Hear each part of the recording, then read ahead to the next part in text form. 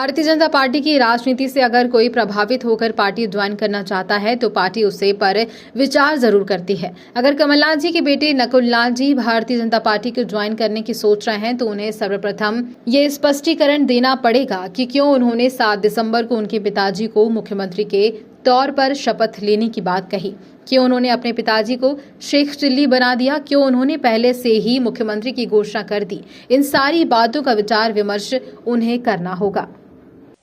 देखिए, प्रचंड बहुमत की विजय हमारी 2014 में भी हुई। तो 2014 में देखिए आप, यूपीए की सरकार थी, मनमोहन सिंह 2 बार से 10 साल से शासन चला रहे थे, कांग्रेस का सरकार शासन था। उस समय भी हमारी प्रचंड बहुमत की विजय हुई थी। हिस्ट्री हमने रची थी कि 30 साल के बाद में पहली बार पूर्ण बहुमत की केंद्र में सरकार आई थी। 2019 में भी हमारी पूर्ण बहुमत की सरकार आई। और कांग्रेस ये क्यों भूल जाती है, मुझे यह समझ में नहीं आता। क्यों किंकर तब भी विमूढ़ हो जाती है वो कि अभी कुछ कुछ राज्यों में जहां कांग्रेस जीत जाती है वहां पर ईवीएम अच्छी हो जाती है, और जहां जहां ईवीएम जहां हार जाते हैं वहां पर ईवीएम बदनाम हो जाती है। एक सॉन्ग है, मुन्नी बदनाम हुई वाली बात है। तो ईवीएम बदनाम हो जाती है कांग्रेस तेरे लिए।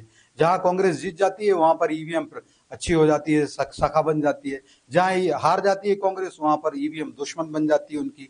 तो ये यक्ष प्रश्न कांग्रेस को देना पड़ेगा कि क्यों कांग्रेस इस प्रकार से दो गुलाब व्यवहार करती है, क्यों कांग्रेस हमेशा कंफ्यूजन में रहती है। अभी विजय होने के बाद ऐसी खबरें आ रही हैं कि शायद नकुलनाथ जी भाजपा ज्वाइन कर सकते हैं।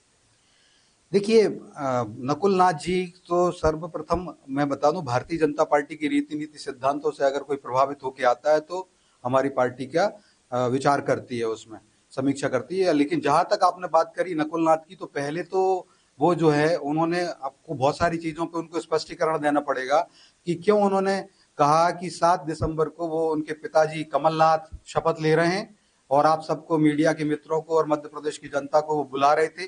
क्यों उन्होंने अपने पिताजी को शेख चिल्ली बना दिया, क्यों उन्होंने अपने पिताजी को मुंगेरी लाल बना दिया, क्यों उन्होंने पूरी कांग्रेस को मुंगेरी लाल बना दिया, क्यों उन्होंने शेख चिल्ली बनाया। पहले वो उसका जवाब दें, माफी मांगे, पहले वो क्षमा प्रार्थी हों। भारत मध्य प्रदेश की जनता का अपमान कर दिया, क्योंकि मध्य प्रदेश की जनता निर्धारित करती कि कौन शपथ ग्रहण करेगा, किस पार्टी को बहुमत देगी। वो भगवान रूपी जनता को हमेशा इन्होंने राक्षस कहा। इन्होंने उनकी आंख फोड़ने वाला बयान दिया। प्रियंका वाड्रा आती है, कहती है मध्य प्रदेश आप लोगों की आंखें फूट गई है कि अंधे हो गए हो, 4-4 बार भाजपा को जिताया। और शायद मुझे लगता है कि भगवान रूपी जनता को यह बात भी बुरी लगी, उन्होंने फिर से 5वीं बार 163 से ज्यादा सीट दे करके भारतीय जनता पार्टी को पुनः सत्तारूढ़ किया है, जनसेवा का अवसर प्राप्त किया। तो कांग्रेस को यह माफी मांगना चाहिए, समीक्षा करनी चाहिए, बजाय ईवीएम पर माफी ठीकरा फोड़ने पे। और दूसरी बात मैं तो कहूं कि कमलनाथ जी को, नकुलनाथ जी, चाहे दिग्विजय सिंह जी हों, चाहे वो केंद्रीय नेतृत्व मल्लिकार्जुन खड़गे, राहुल जी, प्रियंका जी, इन सबको फूल सिंह बरैया जी जो है उनके साथ जाकर के कल 7 दिसंबर को उन्होंने जो संकल्प लिया है, प्रण लिया है, उसमें जाकर के अपने सभी के चेहरों पर कालिख लगानी चाहिए। क्योंकि अकेले फूल सिंह बरैया उसके लिए जिम्मेदार नहीं है, क्योंकि प्रदेश का नेतृत्व कांग्रेस का था।